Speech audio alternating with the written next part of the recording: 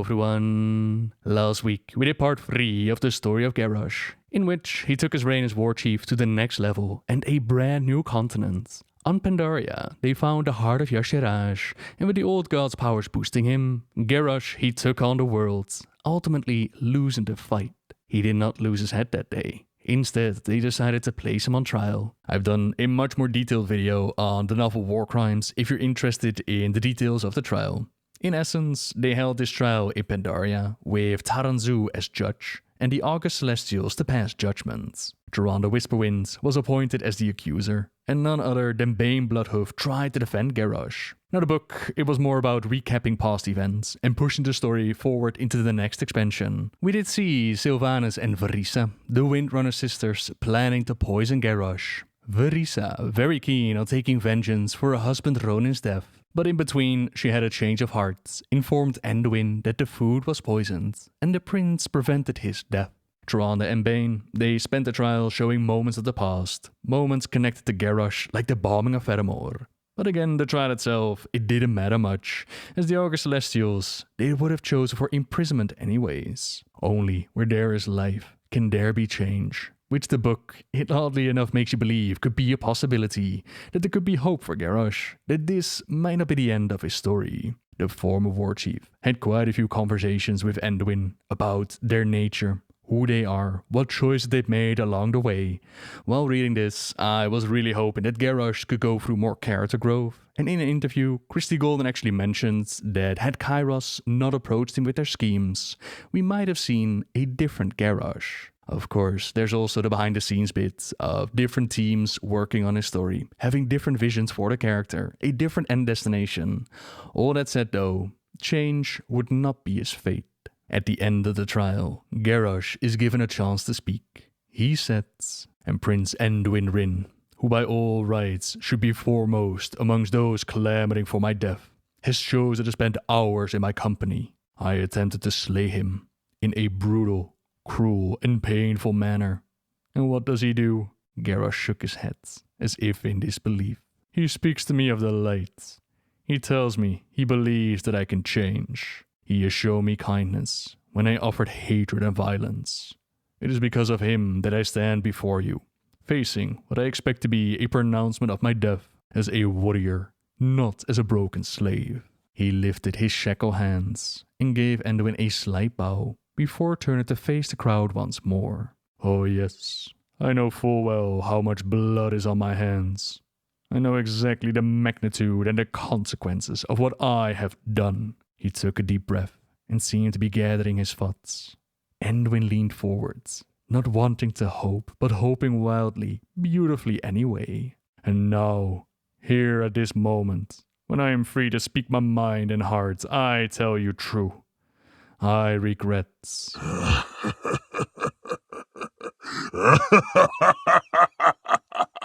Nothing. Anduin forgot to breathe. He felt cold, numb. He sat staring at Garrosh, for a moment unable to mentally process the words. Sound hammered on his ears, the outraged cries of a furious public. Taranzu struck the gong furiously, calling for order, but Garrosh, it seemed, had only begun. He lifted his shackled arms and bellowed. Yes, I would destroy 1,000 Fedamores if it would bring the Alliance to its knees. I would hunt down every night elf whelp that bleats on the face of this world and silence their mewling forever. I would banish every troll, every tauren, every simpering blood elf and greedy goblin and shambling walking corpse, if it were within my power. And it almost was, Garrosh continued. Anduin clenched his jaw. How could he have believed Garrosh could change? The only atrocities I regret are the ones I did not perform, the orc shouted, grinning ferociously at the turmoil his words had caused. The only thing that preys on me is that I was stopped before I could see the true Horde live again. And with that speech, the plan behind the scenes was put in motion. As Zayla, Shokia, Talon Songweaver, Harrowmiser, and the Infinite Dragonflight assaulted the temple where the court was being held, the Bronze Dragon Kairos Dormu, working together with the Black Dragon Rephion, they used the device that we helped power up, the Vision of Time, to set Garrosh free and take him back in time to an alternate reality. This with the intent of Garrosh forming a new Horde and have that Horde stand with Azeroth against the coming Legion. You are Warchief, no longer Hellscream. You're free because I willed it. You live because I will it. You will join your father and rally the old Orc clans because I will it. An alternate reality set before the time that the Orcs drank the demonic blood, specifically selected to be one where Garrosh had not been born. Gromash's wife Golka, she had died during an ogre raid here before they were able to have kids, which is also what happened to Garrosh's mother, but not before she gave birth to him. But what the Bronze had not counted on was that Garrosh had other plans in mind. His future for his Horde is not under the control of some sort of bronze dragon, so he picks up a shard from the Vision of Time and murders Kairos. With his partner in crime defeated, Garrosh faces a near impossible task.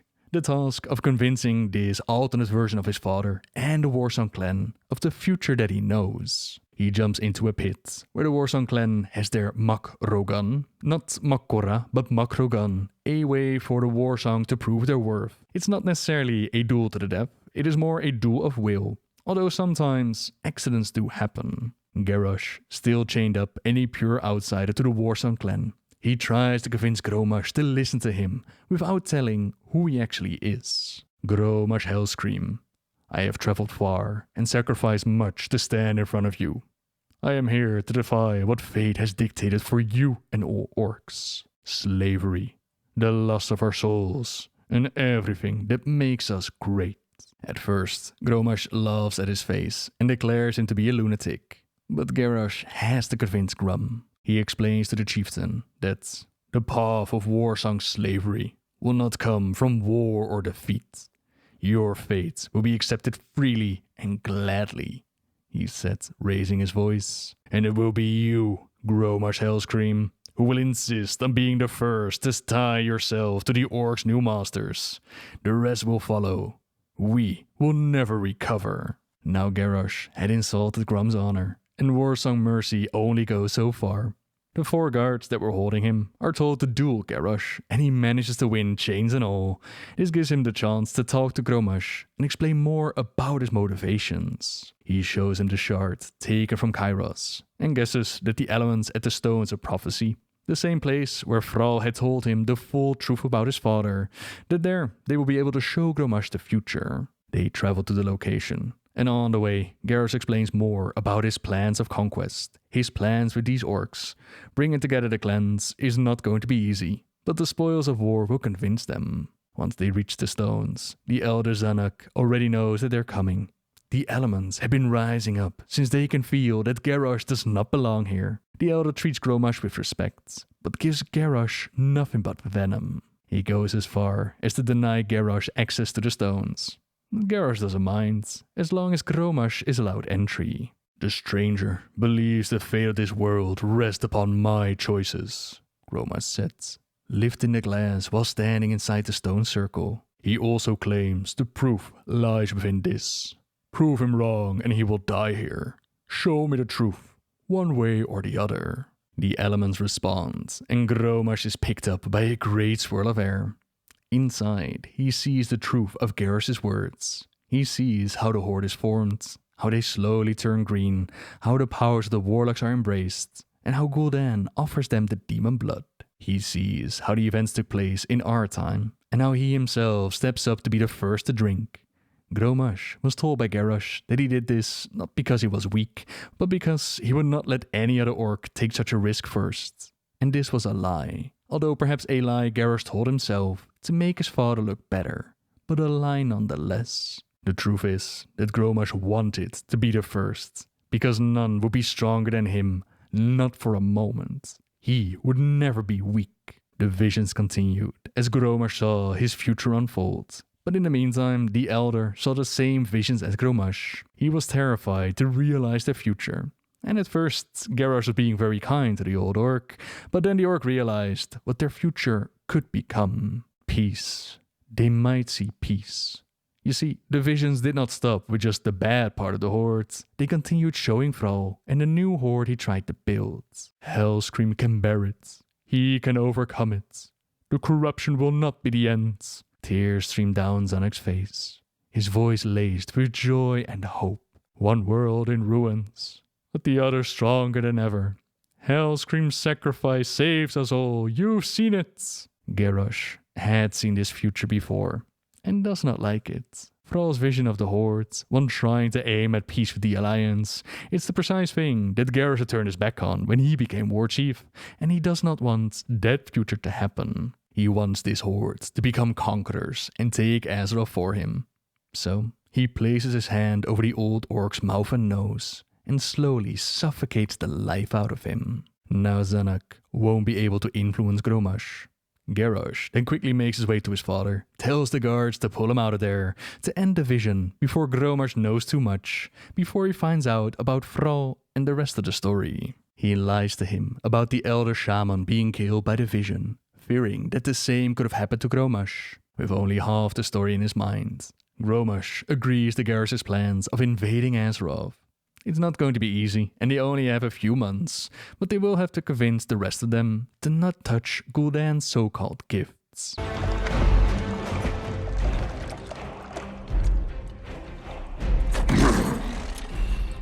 Drink, Hellscream. Claim your destiny. You will all be conquerors.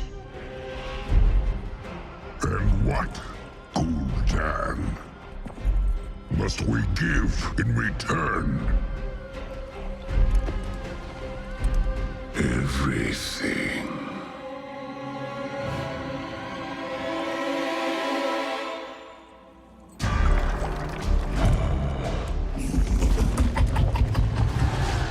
You would reject this gift.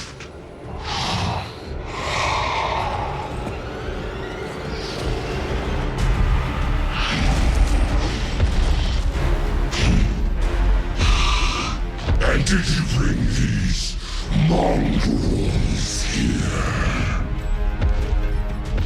just to watch you die?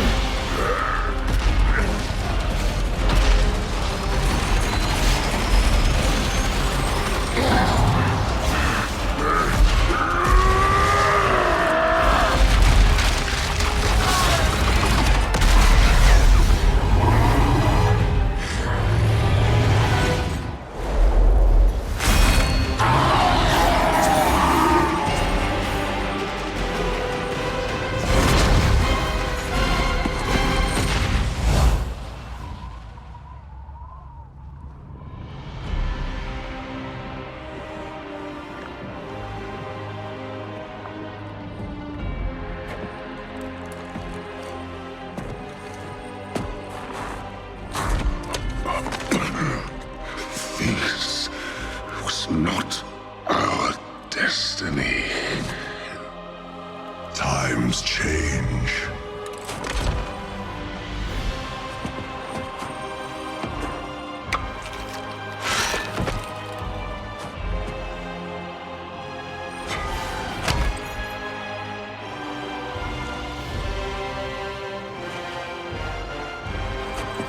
We will never be slaves!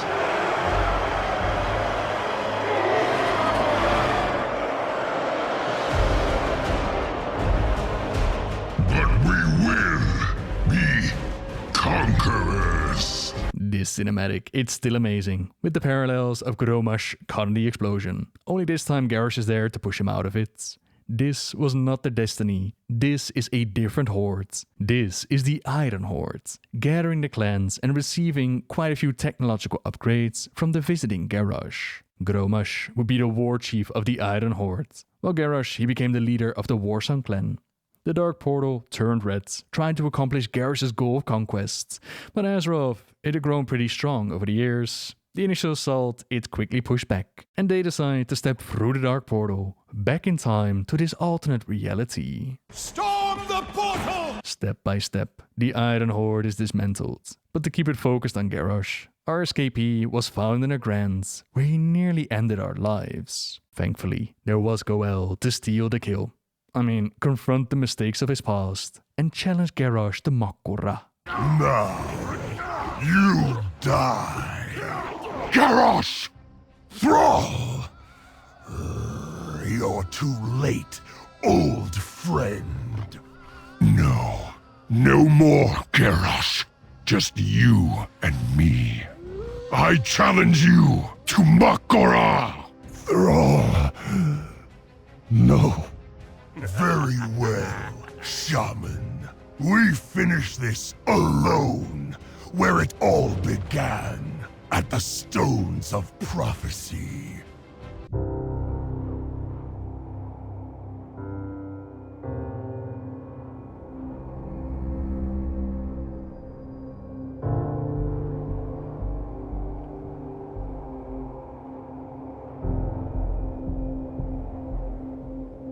You must answer for your crimes, Garrosh.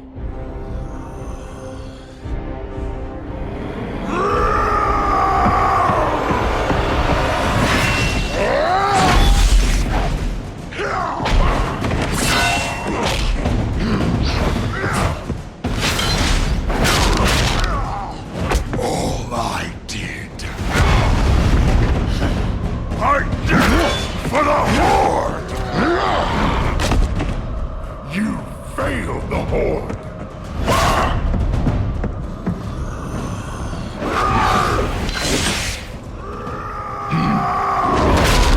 You made me Warchief! You left me to pick up your pieces! You failed me!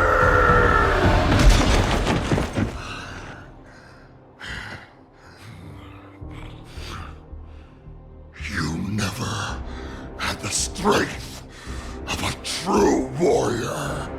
I do not rely on strength alone, Garrosh. My power is all around you.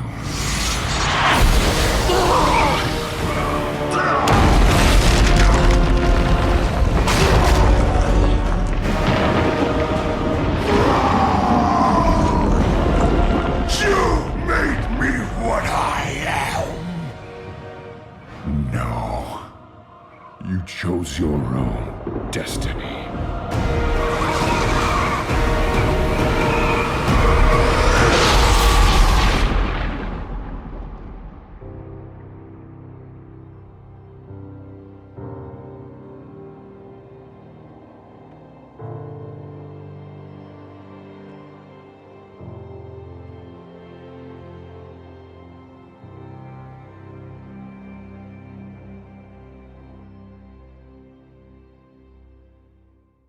While I might have wished for a bit more character growth when it comes to Garrosh, rather than just use him to kick off the next expansion and then just kill him off. The raw emotion, the dialogue and the cutscene that sends him on his way, it is rather awesome. There are those out there that would say that Garrosh did nothing wrong, while others believe that he is evil incarnate. I personally think that the truth lies somewhere in the middle, mirrored here by the final conversation. He went from an orc growing up in the shadow and knowledge of his father's worst deeds, not having a shred of faith in his own abilities, until there was Thrall who showed up and completed the story. A successful campaign in Northrend led to Garrosh taking over control of the Horde, despite voices like Cairn, like Garrosh himself telling Thrall that he wasn't ready for this, but Thrall he had made up his mind, believing that the advisors that would surround Garrosh, that they would guide him in the right direction. A mistake, he would later realize. Their different visions clashing with the new Warchief, even going as far as threatening his life. It caused him to replace them, surround himself with those that already agreed with his vision. Therein lies one of the major differences between the paths of Varian and Garrosh. For once, they were similar. Varian, he listened to those around him, those that advised him. He kept an open heart, while the ones that were supposed to challenge Garrosh's ideas, they either abandoned him or they were kicked out. That's what I mean with the truth lies somewhere in the middle. It's not just Garrosh's fault, but to say that he didn't do anything wrong is a bit of a stretch, in my opinion. That is of course very debatable, and another thing that is still being discussed to this day is the question, did Thrall cheat during the Mak'gora? My opinion is that Garrosh knew full well who he had challenged, that there's no set rulebook or referee for Mak'gora, that if Thrall had cheated by the old rules, then so did Garrosh. And at the end of the day, I don't think that's the point. It was closure, a circle of storytelling for these two connected characters. While Goel's choice here, cleaning up his mess, realizing that there is some truth to Garrosh's words, bravely saying that you chose your own destiny is only half the truth. And that emotional inner turmoil, it eventually caused him to give up the Doomhammer and pass it on to a shaman hero in their battle against the Legion. In the case of alternate Draenor, Grommash and the Iron Horde, they would be defeated. Gul'dan and his Fel Horde, they would be defeated. The Burning Legion, they would be defeated, as we left this alternate reality behind to do its thing. Later on, the Horde would reconnect to this reality, now with the timelines synced up, meaning that around 35 years has passed on alternate Draenor. Grommash actually had a son in that time, but Exarch Hellscream, he is thrown in his fate with Yrl and the Draenei. A war is going on between the Magyar orcs and the Holy Draenei. During the recruitment scenario, we sadly didn't see this alternate child of Grommash, only his sacrifice. So perhaps in the future, if they do decide to return to the storyline, we'll dive deeper into what's happening on alternate Draenor. We might find out more about this alternate Hellscream. In the case of our Garrosh, he's been deemed as one of the worst possible incarnations of himself by the Bronze Dragons. In countless potential timelines, he was seen as a great hero to his people. Some called him the Horde's greatest Warchief. And despite judging our Garrosh like that, even now, people still see him as a hero. Not a thrall as a Warchief. Not one to beg and crawl for peace, but one willing and able to claim what the Horde needed, by any means necessary. I am the Warchief of the Horde! Respect my authority! Hate him or love him, he is definitely one of the better characters that was built up within World of Warcraft. And with that, I think it's about time to wrap up this video. It's been a while since we did such a deep dive into a character, but man oh man, has it been fun. I really hope you enjoyed it as much as I did making it. Question for the comments though, do you believe the Thrall cheated during the Mak'gora? Let's see what arguments we can come up with. And as always, thank you very much for watching everyone. Subscribe if you like my videos, leave a like if you enjoyed this one, and until next time, see ya!